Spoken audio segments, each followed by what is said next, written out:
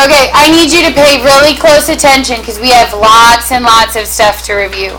Okay, so at the top you are doing T-chart, okay, which we've done like a gazillion times. So we're going to work number 2 and number 4.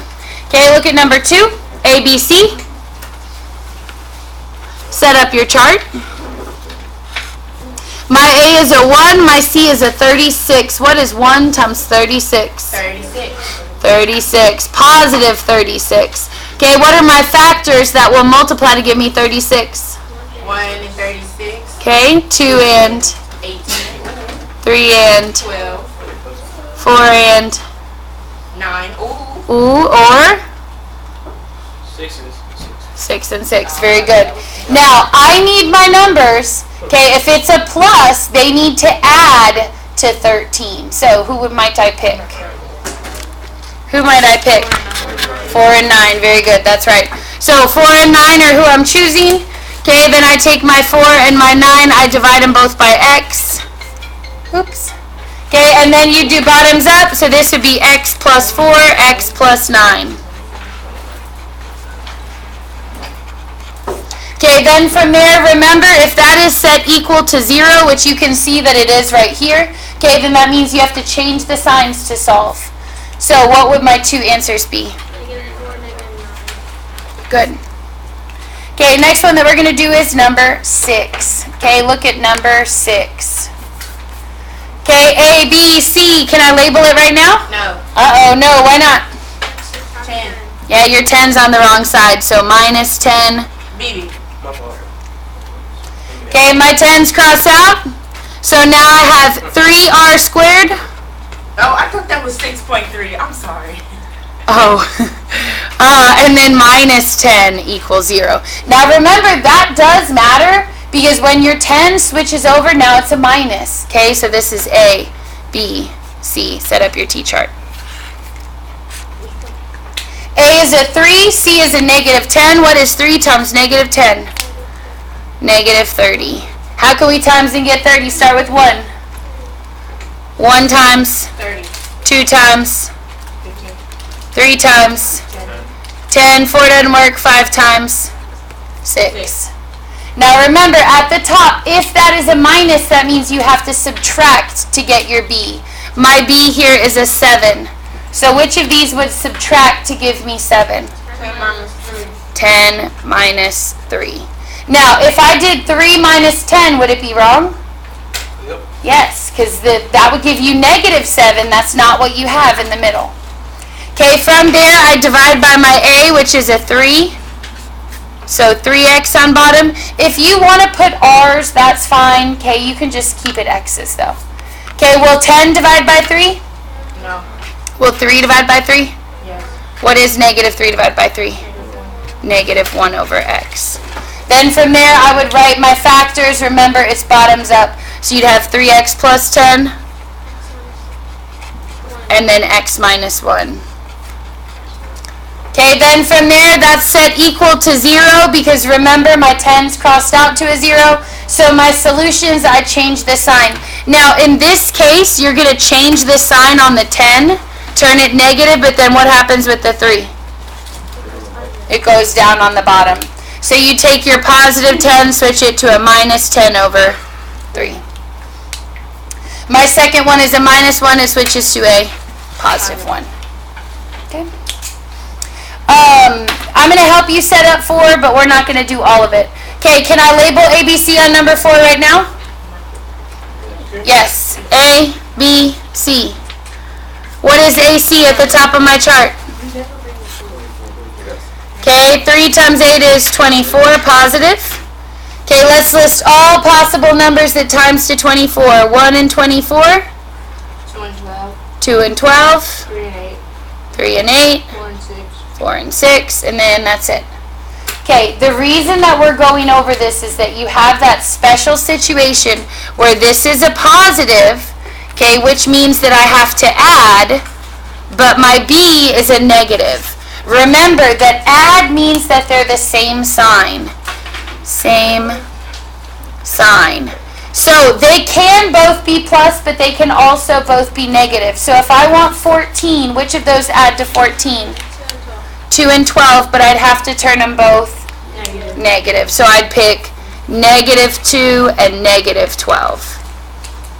Divide both by what? 3x. Okay?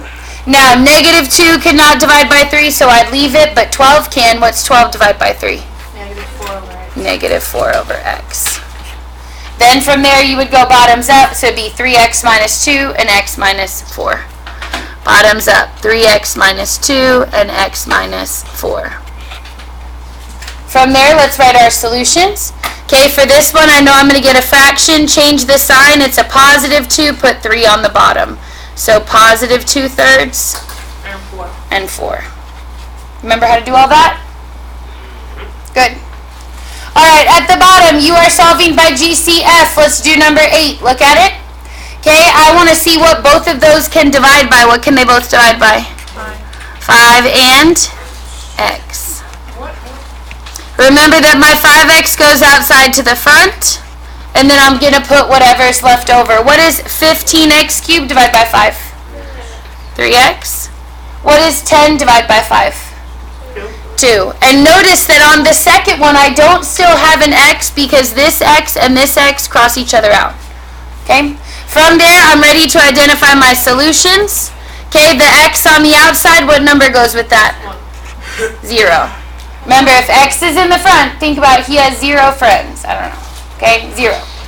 Okay, and then for your second one, change the sign and then divide. So what would it be? 2 over 3. Good. Okay, on your test, I put these little blanks on it so that you'll remember that you have 2. Okay? Number 9, can I solve by GCF right now? No, who's on the wrong side? 3. Nope, 6x. Okay. So remember, you have to have everything on the same side for you to factor. So these guys cross out.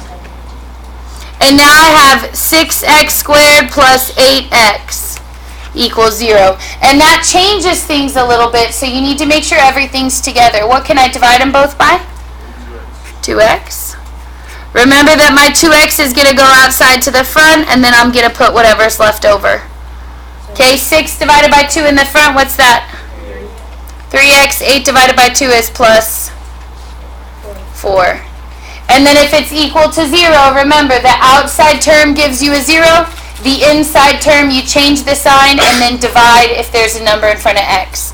So my numbers would be what? 0, 4 over 3? Negative 4 over 3. Good. Okay, remember, you got to change that sign still. Okay, the bottom section is DOPS, which is difference of perfect squares. They both have to be perfect squares. Look at number 11. Square root both terms. What's the square root of 4x squared? 2x. What's the square root of 25? 5. Plus or minus 5. So you'd put a plus 5 in one, a minus 5 in the other. Then if that's equal to 0, you still find your answers the same way. You switch the sign on the second number, divide by the first number. So this one would be what? Switch it. Negative 5 over 2. This would be positive 5 over 2. Could I also write plus minus 5 over 2? Yes. Sure. Okay, that's fine. All right, number 12. Can I square root 2 and 18? No, but can I take a GCF out? Yeah. Divide by what? 2. So I'd have x squared left over, and then 18 divided by 2 is 9. Now I can square root both terms. What's the square root of x squared? X. Square root of 9? Okay, so plus 3 on one, minus 3 on the other, which means that what are my solutions going to be? Negative 3 and positive 3. Could I also write it like this? Sure. Okay. But you can also split it up if you want to. That's not wrong. Okay. All right, go ahead and turn the page. Thank you. Net, it's for you. Michael Jackson. Yeah. I'm going to have you go, though, when you're done with the review. Okay. All right, so we're turning the page, looking at the next section. Okay, next section. this is what we learned yesterday. Starting on question. Okay, so if you were gone, okay, we learned how to do this yesterday. We're gonna do number, so we're gonna do several. We're gonna do number 15 first. What would you do first to get x squared by itself? Add 4. Okay, add 4. What is 0 plus 4? 4.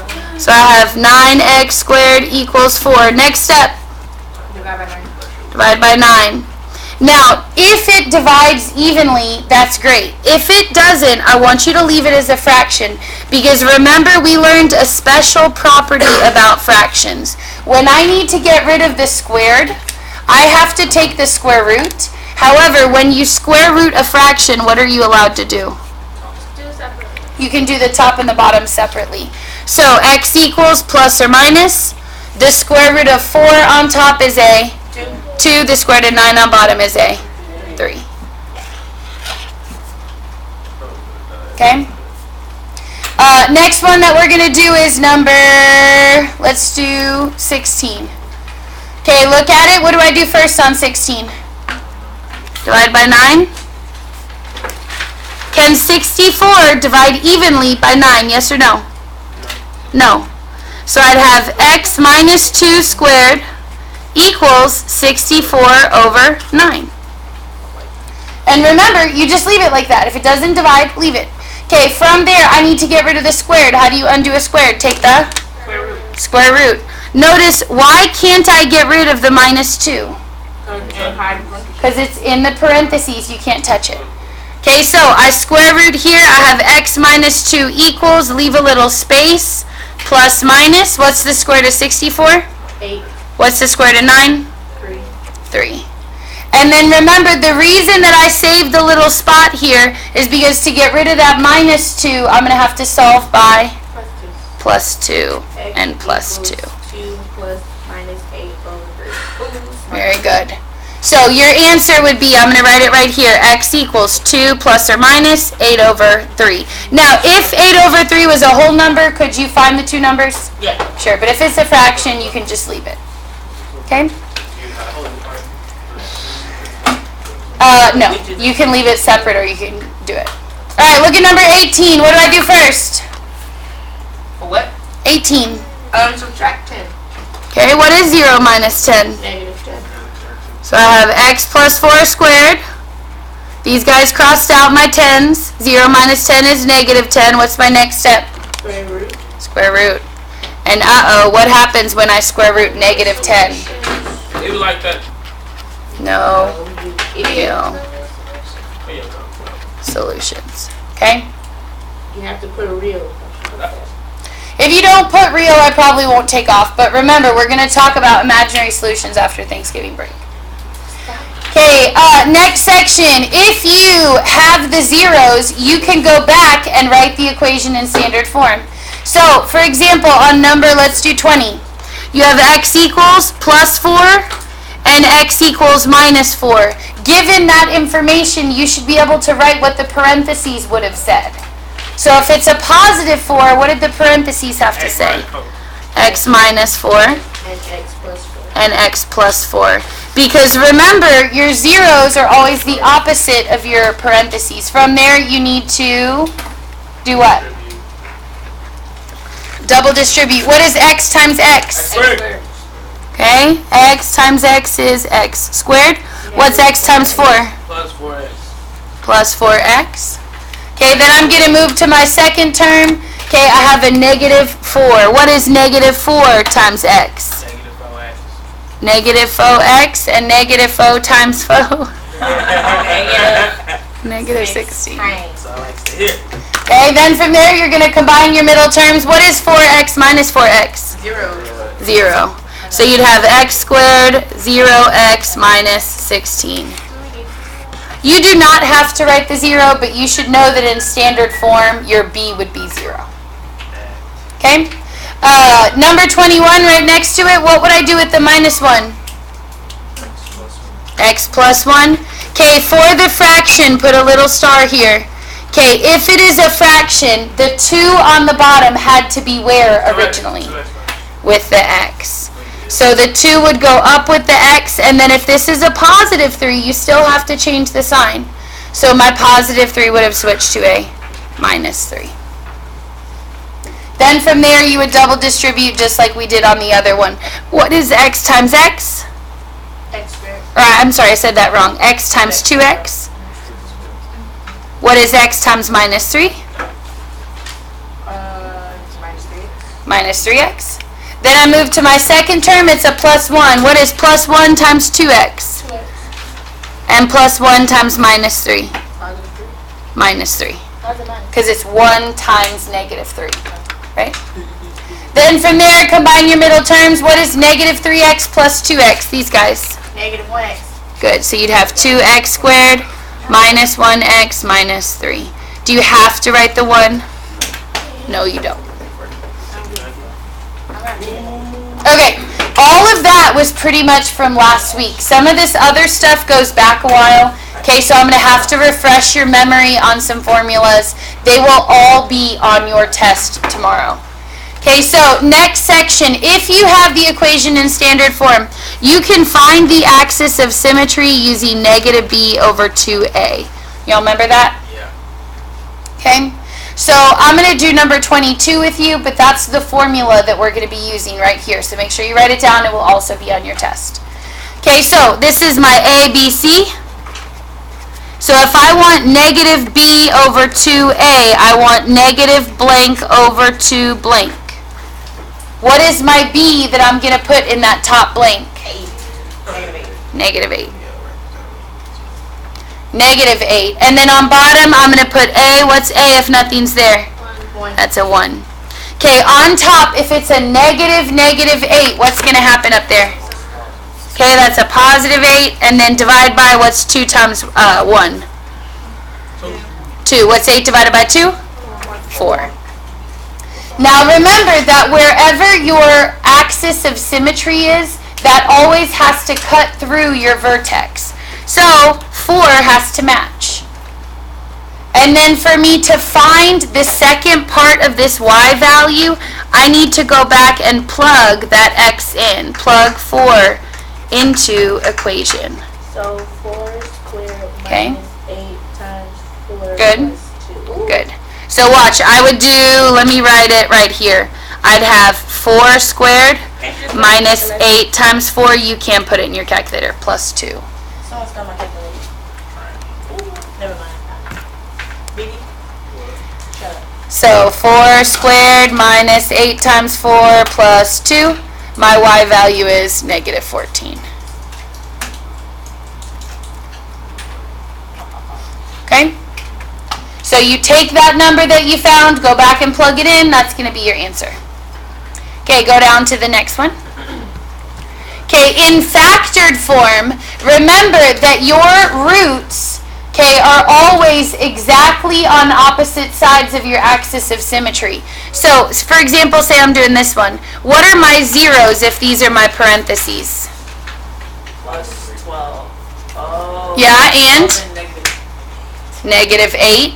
And so remember that if you want to find your axis of symmetry, you need to average your zeros. You add them together and divide by 2. Add them up, divide by 2. That's exactly right. So I do 12 plus negative 8, and then divide by 2. But remember that if it's plus a negative, that's really just minus. So what is 12 minus 8? 4. 4, and then I have to divide by 2. What is 4 divided by 2? 2. Exact same thing. Remember, your axis of symmetry is on your vertex. So there's your 2. And then how do I get the y value? I go back and plug it in. So it'll be 2. So I'll take my 2 and I'm plugging in here and here. So I would have y equals 2 minus 12 times 2 plus 8. What is 2 minus 12? 10, negative 10. Negative 10 times, what's 2 plus 8? 10. What is negative 10 times 10? Negative 100. Negative 100. Okay, so that would be your x, that would be your y. But remember, your x on your axis of symmetry should always match the x on your vertex. Okay, these two things should always be the same. And then you find that second number by plugging into whatever your equation was. Okay, last page.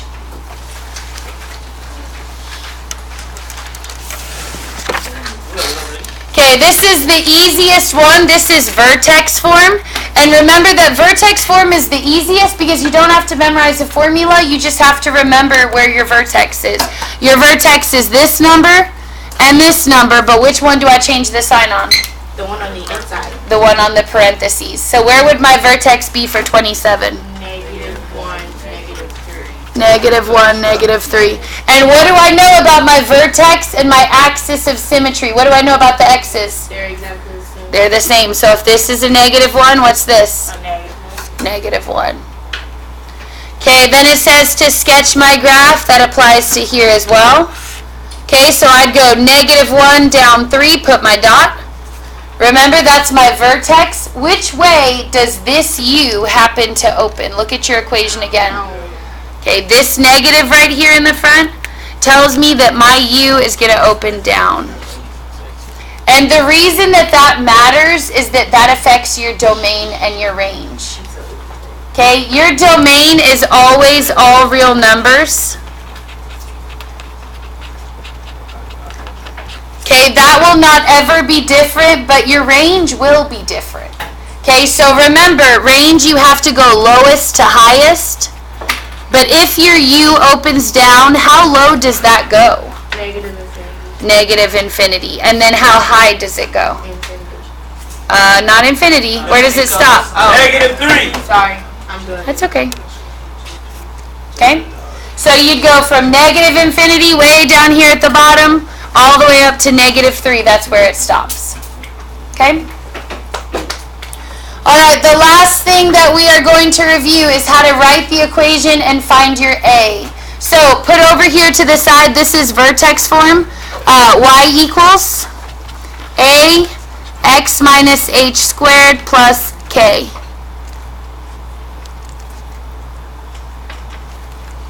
you say minus K or plus? Plus on the k, minus on the h. And remember that what that means, okay, is that your h and your k are your vertex. So if I'm looking at this first point, it's a -1 and a -8. What would I put with x if x is -1? Plus 1. Okay, so y equals a in the front, because that always goes there. This is now an x plus 1. Squared. And then my k is my -8. Remember that your goal after writing it in vertex form is to find your A. That's where you're going to use this second point, x comma y. So my x value is what? 2. 2. My y is a 19. 19. So I'm going to take my 19, plug it in right here. A, I don't know. X is a 2 plus 1 now squared minus 8. Okay, think about your PEMDAS. Okay, the P stands for parentheses, so I need to add 2 and 1 together first. What's that? 3. So I have 19 equals A times 3 squared minus 8. What is 3 squared? E is next, exponent. 9. So I have 19 equals 9A minus 8. What do I do next? Add an 8. Add that 8 across. What is 19 plus 8? 7. Okay, very good. I'm going to switch over to writing over here, okay? That'd be 27 is 9A, and then what? 27, 8 equals 10. Divided by 9, A is 3. Now remember, your instructions were to write the equation. So now that I know what A is, I'm going to take that A value and I'm going to write it right here and just rewrite my equation. So it would be y equals 3 in the front, x plus 1 squared, minus 8. That's your final answer. Because you owe me $15. Okay? Okay, and then one more time, I will give you these equations on your test on the sections that you're using them. So you don't have to have it memorized, you just have to know how to use them. Okay, number 30. Notice that here you're given your zeros. This is the form if you're given your zeros. Minus P and minus Q. Your A, though, still goes in the front, and that's still what you're trying to find. However, this number and this number are going to be the zeros. So what is my first zero on number 30 that they gave me? What's the parentheses going to be then? Y. Plus 1. And what about the 4? What's it going to be? Negative 4. Minus 4. So I'd have y equals, a in the front we don't know, x plus 1, and then x minus 4. From there, I would use my extra point that I'm given to solve for a. Like the A. So this would be a 6, a, and then this is a 2 and a 2. What is 2 plus 1 in the first parentheses? 3. What is 2 minus 4 in the second parentheses? And what is 3 times negative 2? Multiply those. Multiply. Okay, so I have 6 equals negative 6.